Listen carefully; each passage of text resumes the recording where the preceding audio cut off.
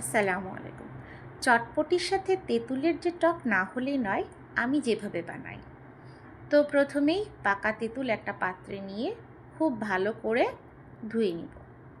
তেঁতুলে অনেক রকম ময়লা থাকে, তো যেগুলো ভালো করে পরিষ্কার করে না নিলেই কিন্তু নয়। তো তেঁতুল ভালো করে পরিষ্কার করে ময়লা পানিগুলো ফেলে দিয়ে একটা পাত্রে পরিষ্কার তেঁতুল নিয়ে তাতে পানি মিশিয়ে বেশ কিছুক্ষণ রেখে দিব। তেঁতুলটা ভিজে গেলে সেটা চটকে কাঠ বের করে নিব এবং তার মধ্যে হাফ চা চামচ জিরা গুঁড়া, হাফ চা চামচ শুকনা মরিচের গুঁড়া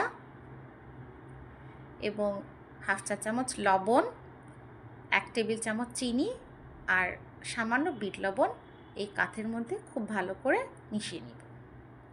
তো মিশিয়ে নিলেই আমাদের চটপটির জন্য তেঁতুলের টকটা রেডি। ধন্যবাদ।